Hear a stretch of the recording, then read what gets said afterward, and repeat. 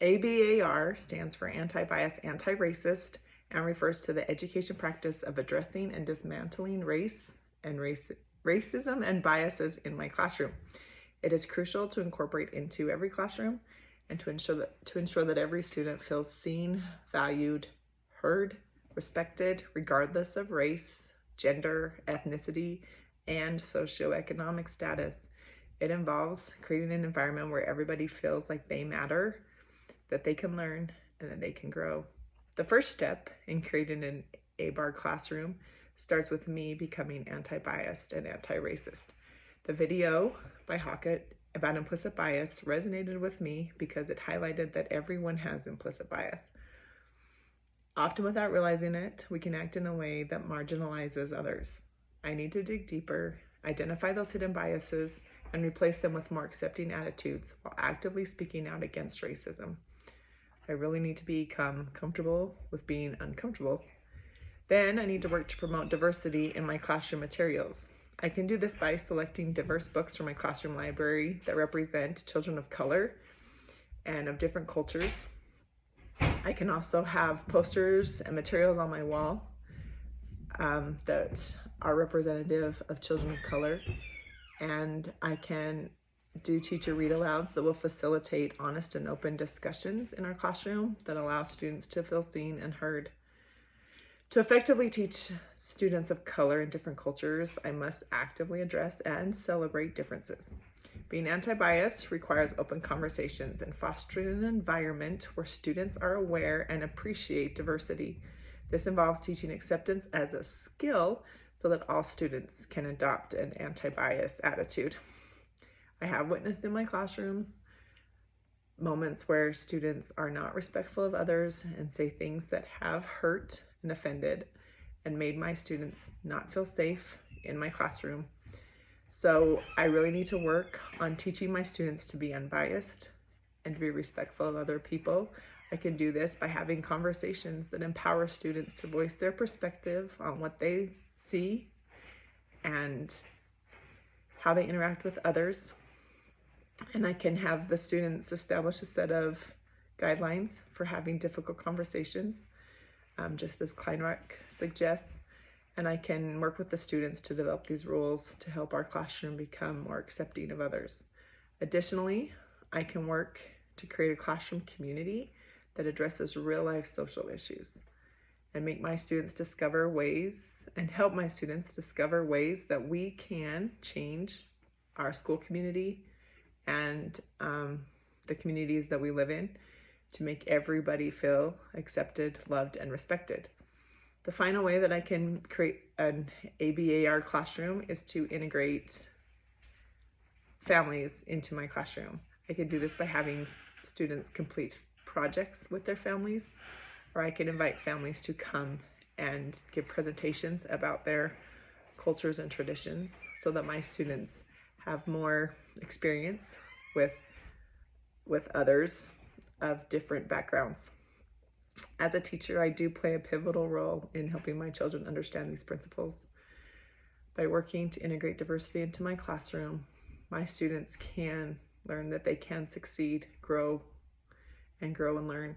We live in a society that is biased on many levels, and although it might be unconsciously done, I need help the next generation of adults do better to eliminate racism from our society.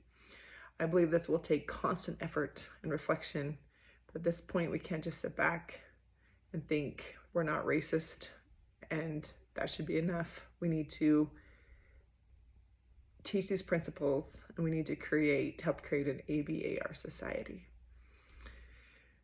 The use of identity maps in my classroom can help create a safe environment for all children by informing the way that I teach.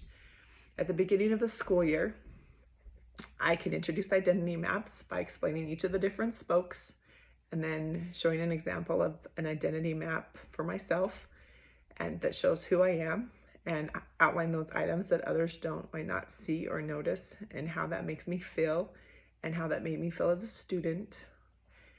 And then I could give each of the students an identity map to fill out. I would encourage them to take it home and to work on this with their families.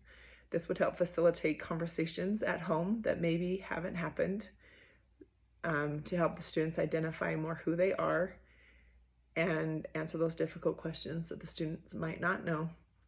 And then they could bring the identity maps back to school and we could have a classroom discussion, and I would allow students to share a couple of the items from their identity map that they want to share with the classroom. And I hope that this would facilitate great discussions and find similarities and differences that we can celebrate.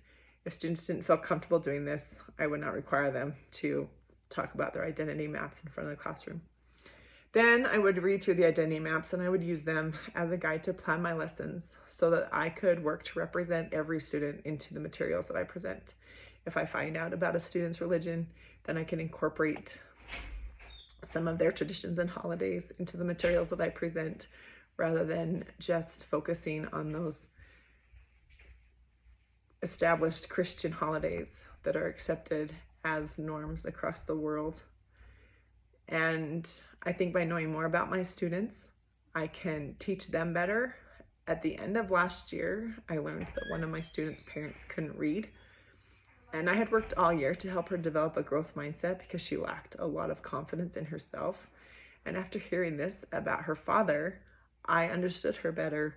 And I believe if I'd known that sooner, I might have been able to really understand and create a deeper relationship with her. And there might be other things that I never knew about my students. And so an identity map is a great way to discover these so that I can have better informed teaching to help each of my students feel like they matter. Finally, I think it's good for them to identify their race and have conversations about what that means, how it connects them to where they are and where they come from. So this will allow me to help them feel better about who they are. And like I said earlier, hopefully connect better to their families. So there's many ways to use an identity map in the classroom. And I really look forward to implementing this practice, to having it help me become a better teacher to all my students. I believe it's important to have difficult conversations in the classroom, but I'm not very comfortable at doing this, and I don't think I've done a very good job with it in the past years. Reflecting on this question and tying it to the readings we have done for this class, I've identified 3 tools that I do believe will help me facilitate these difficult conversations. First tool, I can work on developing the practice of calling in when a student makes a comment or acts in a way that is disrespectful. Students will often choose to react when they feel uncomfortable in a way that might not be respectful, to make light of the situation.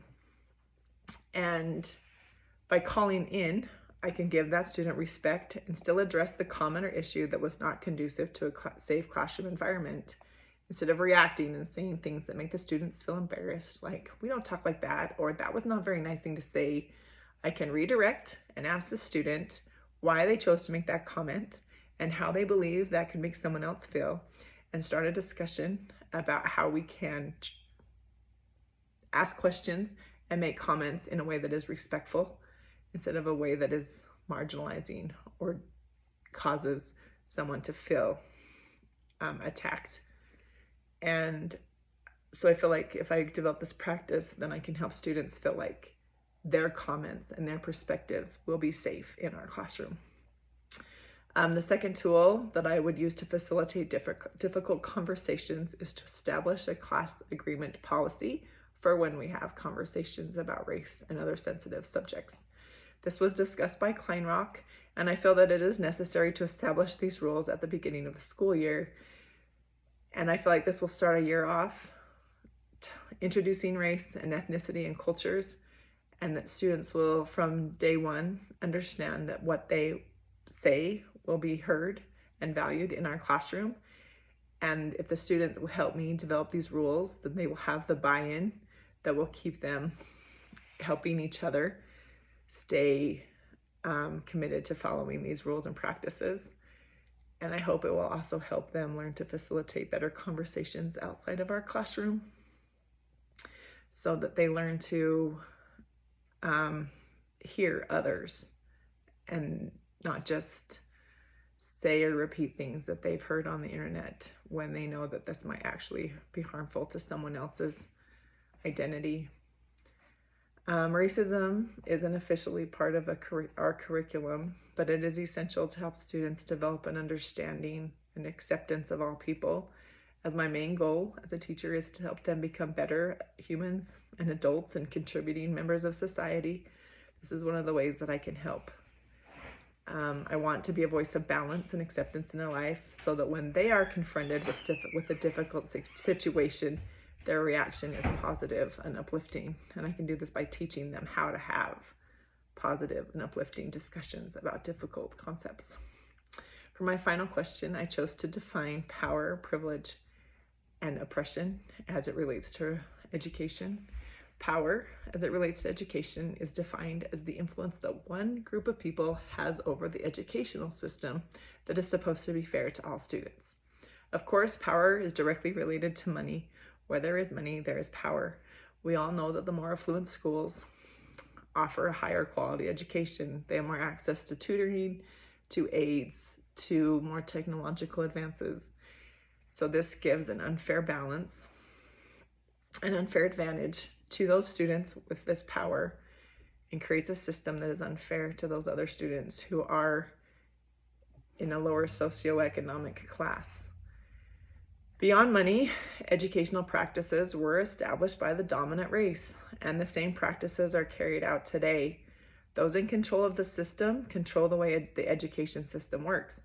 As it was stated, 80% of the teachers in America are white. And can we effectively teach students of color if we're just constantly repeating the way that we were taught? Are we still making choices that favor the white demographic? Are we still teaching in a way that helps them learn, and we're not identifying ways that we can help other cultures succeed? Even though it's unintentional, it's an unbalanced power in education. Connected to power is privilege. Privilege is the unearned advantage one group has over another. Many whites believe that that if any privilege exists for a white student, it's been earned. But if you take a step back, you will see that there are many factors that give white students an advantage. White people have been the dominant race for many generations, and with this has come social, economic, and political advantages. Overall, white students have more access to resources like advanced technology and tutoring, and the gender privilege cannot be dismissed either. The educational system has long catered to white males. With the education system set up by white males, it is true that we plan what we know and understand, and it's obvious that other cultural norms are not represented in our current educational system. Finally, we look at oppression in regards to education. There are a number of students who have been marginalized for generations. They are taught to believe that the system is fair, and if they work hard, they will be able to achieve all of their goals. But as they approach adulthood, they begin to see that there's no way out. Students of color are less likely to graduate and are more likely to be suspended. Through microaggressions and biased behavior, they are targeted by their peers and educators. This reinforces their belief that the system does not work for them, so they begin to act as is expected. I have long thought of this as the Megamind complex. I love that movie because it shows that a child will become what you tell them they are. And how can we expect students to rise above the established stereotypes if that's what we're telling them they can be, if that's what we're showing them they can become? With power and privilege in favor of the white student population, and oppression and marginalization weighing down people of color, how can we expect students to turn their ship around? The systems in place need to be changed. We need to see more real equality and not just talk about equality.